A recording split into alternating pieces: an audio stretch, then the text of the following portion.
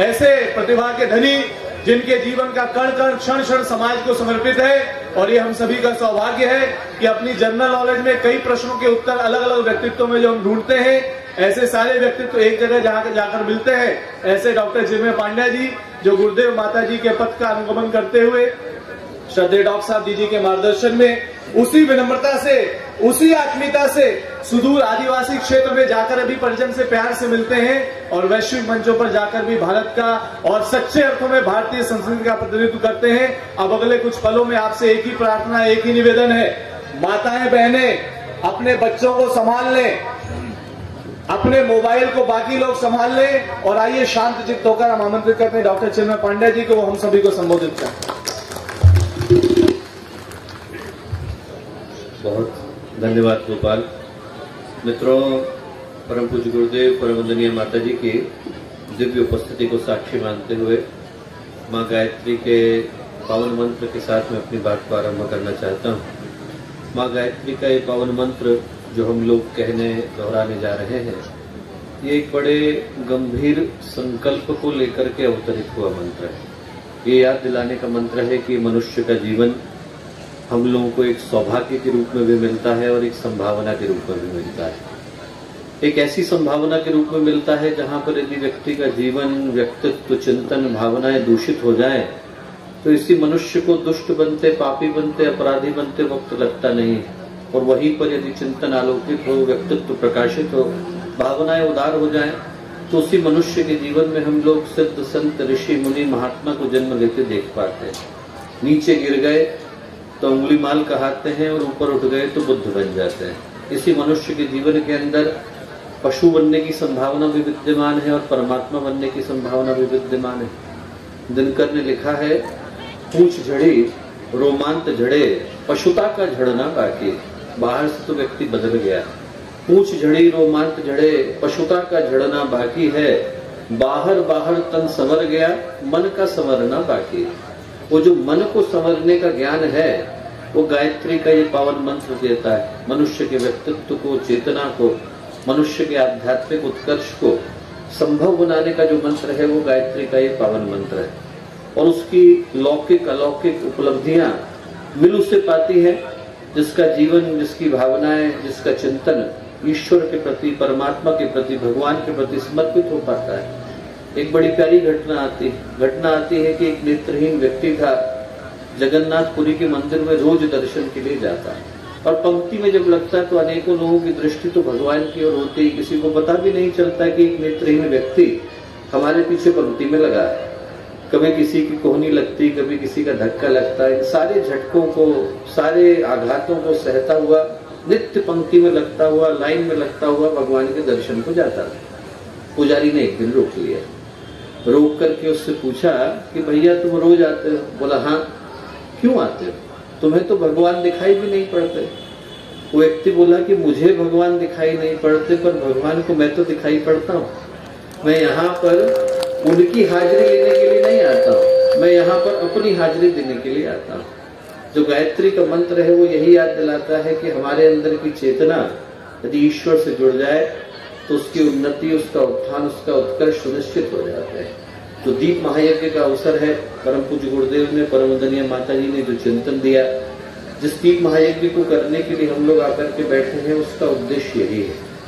बाहर के अंधकार को दूर करने के लिए लाइट हैलोजन पर्याप्त है, पर भीतर के अंधेरे को दूर करने के लिए अंदर की ज्योति का जलना अनिवार्य हो जाता है। उस ज्योति को जलाने के लिए, उस भाव को जगाने के लिए, उस संकल्प को उठाने के लिए ये दीप महायज्ञ का अवसर आता है। मैं सभी से प्रार्थना करूंगा कि हम लोग स्थिर चित्त, शांत मन के साथ उस शक्ति का वाहन करें जिसको हम सद्ज्ञान की, सद्भाव की, सत्प्रवृत्ति की, सदकर्म की देवी कह करके पुकारते हैं। माँ गायत्री का पावन मंत्र साथ साथ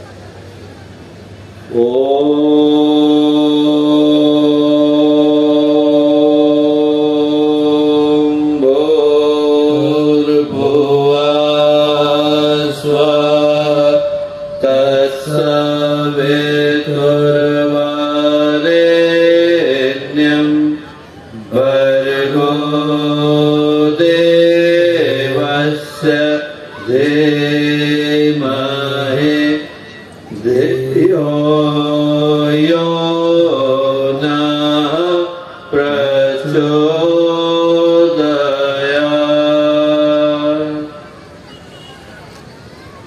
परम पूज्य गुरुदेव परम वंदनीय माता जी के दिव्य संरक्षण में आज का अत्यंत ही पावन दिवस दीप महायज्ञ का आत्मीयता संवर्धन के उद्देश्य से किए जा रहे इस तपोनिष्ठान का के पावन क्षण, इस पावन वेला में हम लोगों के साथ यहाँ मंच पर उपस्थित आदरणीय श्री महेंद्र जी भाई साहब, इस राज्य के मुख्यमंत्री रहे, हरिद्वार क्षेत्र के बड़े ही लोकप्रिय सांसद, एक गंभीर विद्वान आदरणीय डॉक्टर पोखरियाल जी, आदरणीय श्री प्रेमचंद्र अग्रवाल जी, आदरणीय गोयल जी, आदरणीय स्वामी यतीश्वरानंद जी, आदरणीय बत्रा जी, हम लोगों के अनन्य गायत्री परिवार के साथ एक लंबे संबंध को रखने वाले आदरणीय राजीव जी भाई साहब और आदरणीय श्री बत्रा जी भाई साहब, यहाँ उपस्थित इस क्षेत्र के सभी गणमान्य अतिथिगण, हम लोगों के साथ मंच पर उपस्थित शांति कुंज की संगीत और कर्मकांड की टोली के सभी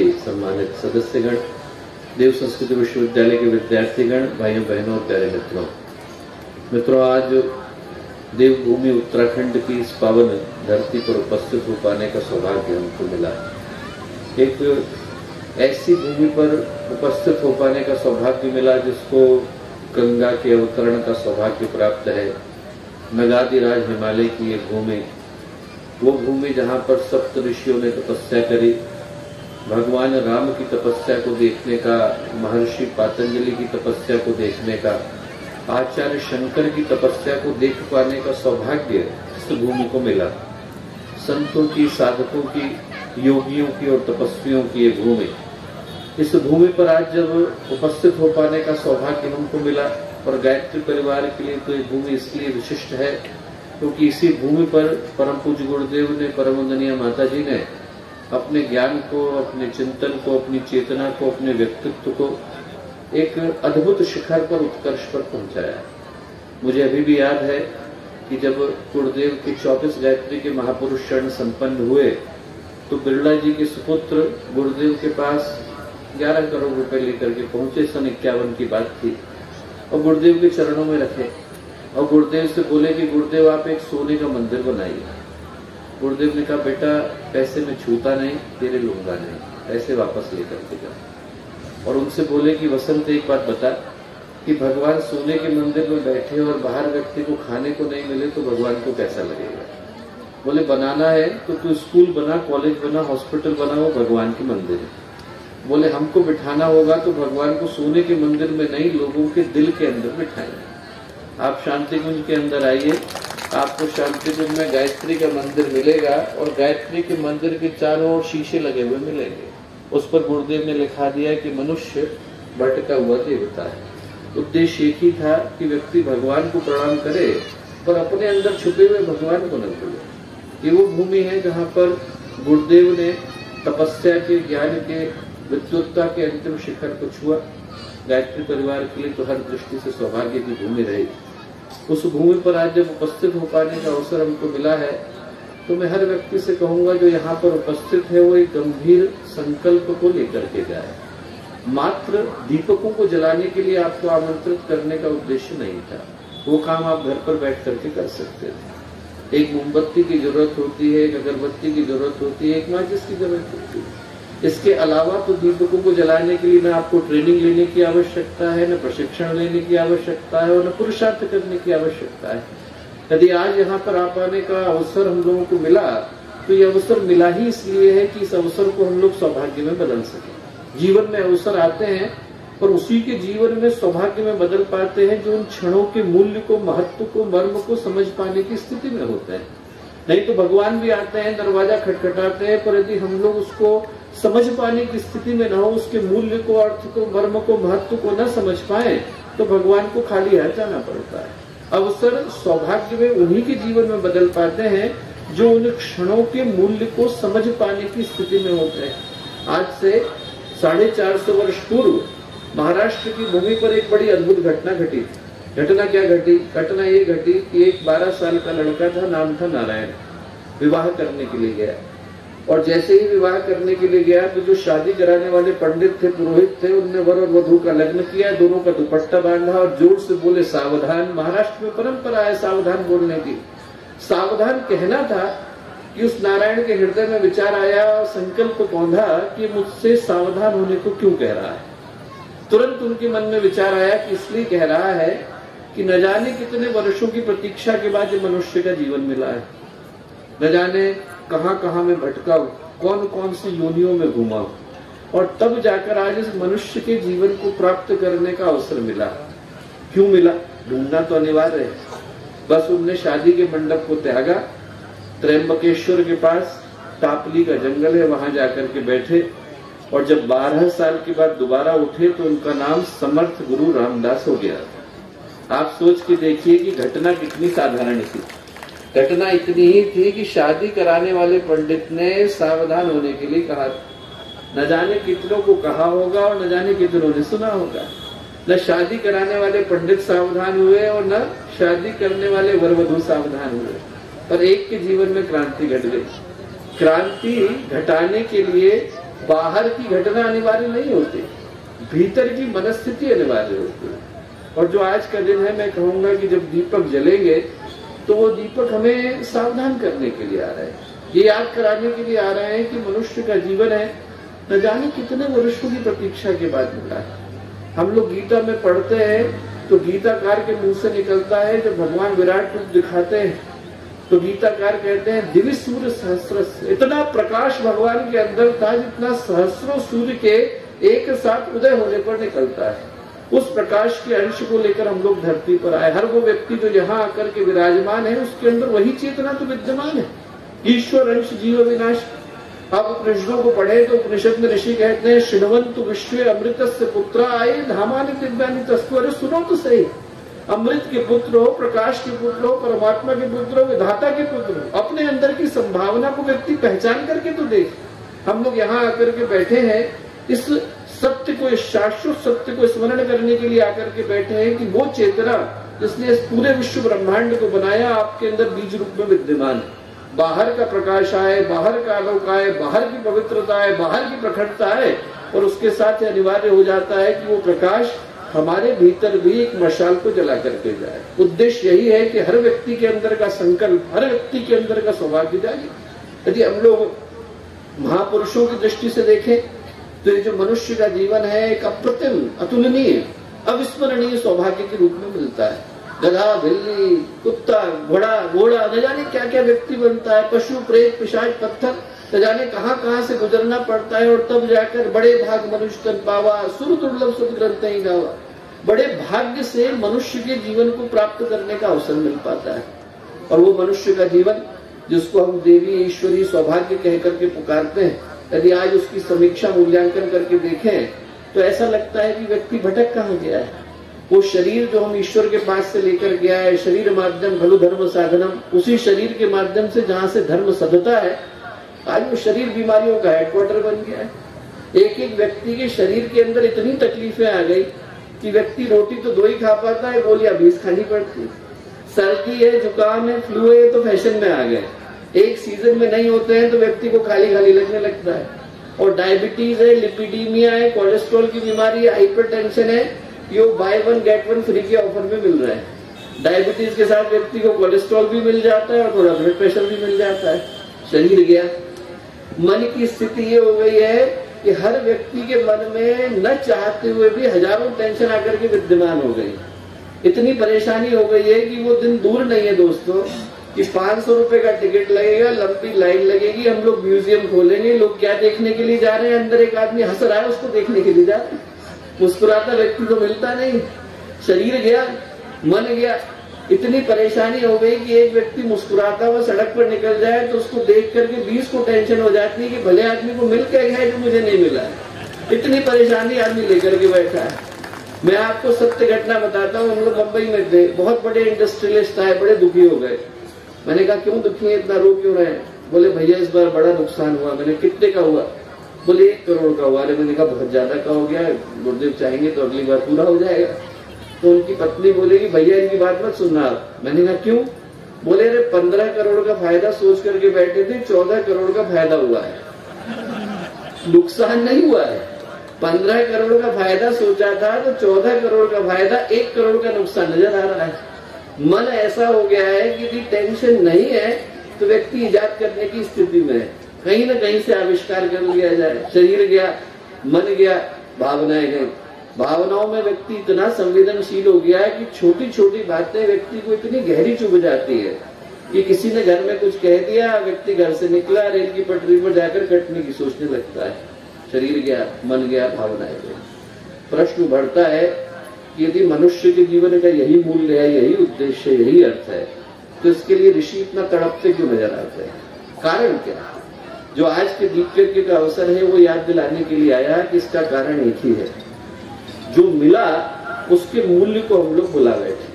अभी हम लोग गीत सुन रहे थे, जीवन के देवता को आओ तनिक सवारे।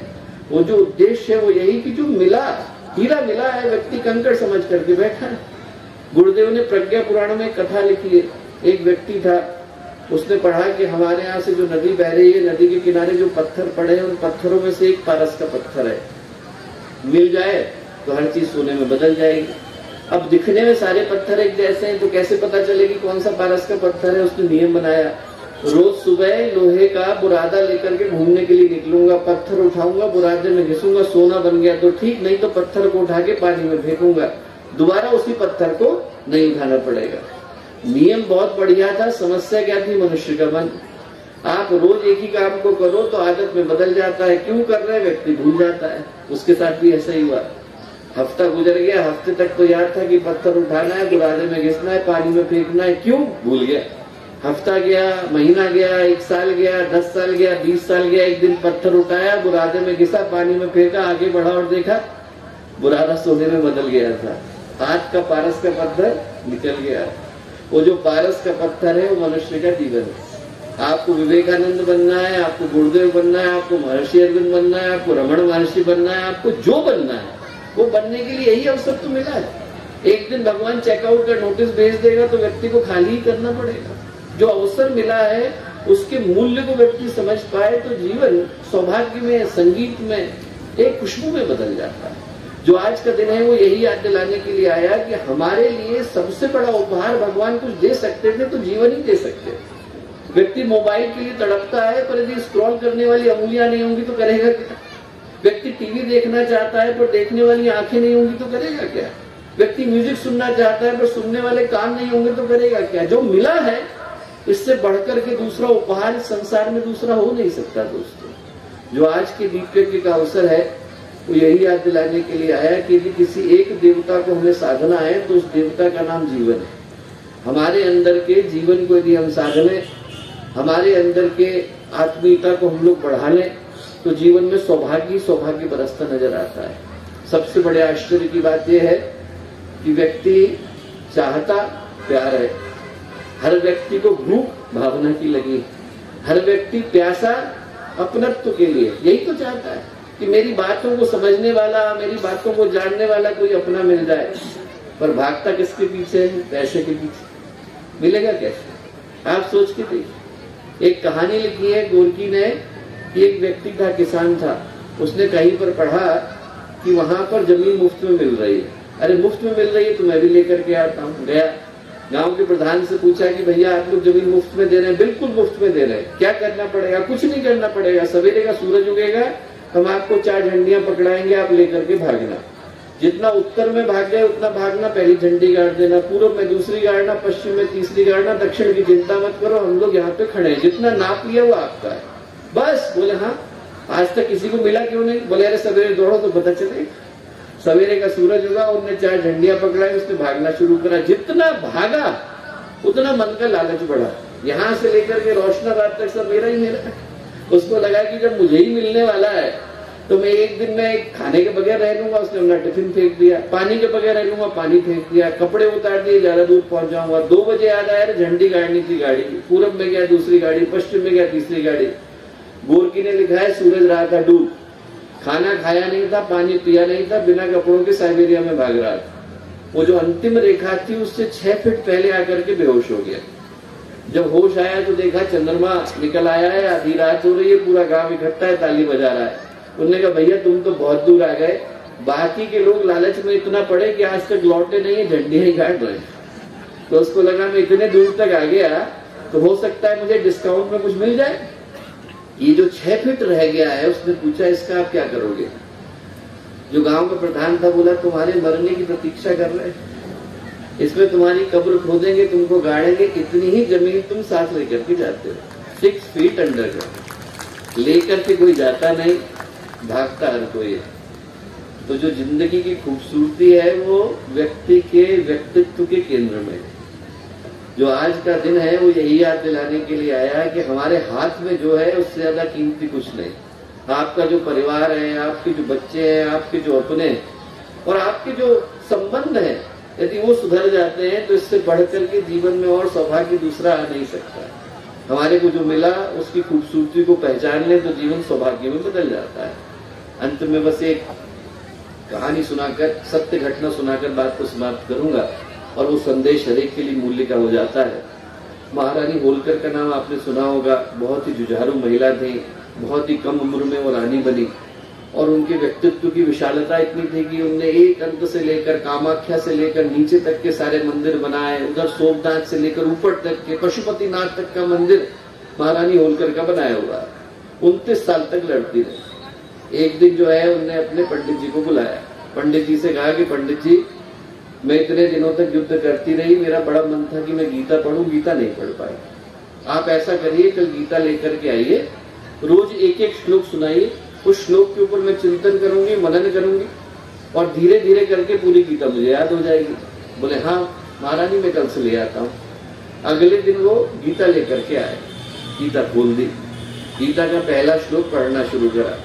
गीता के पहले श्लोक में आता है धृतराष्ट्रवाच। धृतराष्ट्र कहते हैं धर्म क्षेत्रे कुरुक्षेत्रे संवेता युत्सवः मामकाः पांडवाश्चैव किम कुर्वत संजय। धर्म क्षेत्र में, कुरुक्षेत्र में मेरे बच्चे, पांडु के बच्चे क्या कर रहे हैं बता। इतना कहना था कि महारानी होलकर बोली आगे मत बोलिए, मुझे गीता समझ में आ गई। क्या बोल रही है महारानी?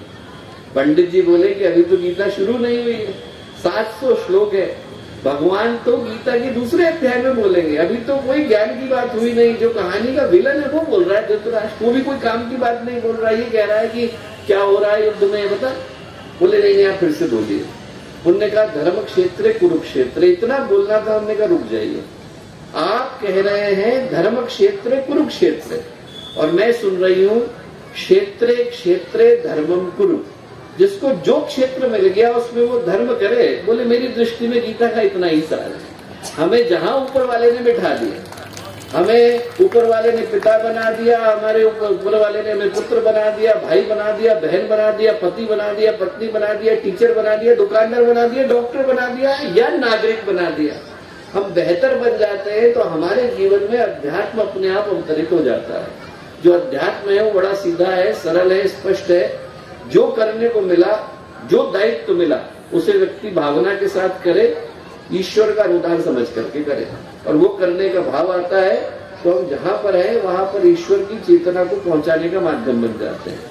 चूंकि समय अल्प है और अभी हम लोगों को दीप महायज्ञ की पूर्णाहुति को और सभी विद्वानों को सुनना है तो इससे ज्यादा समय मैं नहीं लूंगा। पर आप सबको यही कहूंगा कि जब दीपक प्रज्वलित करें तो प्रार्थना यही करें कि न केवल बाहर का अंधेरा जाए बल्कि भीतर का भी जाए, अंदर भी एक नए सवेरे की, नए उजाले की, नए सूर्योदय की, नई सौभाग्य की शुरुआत हो।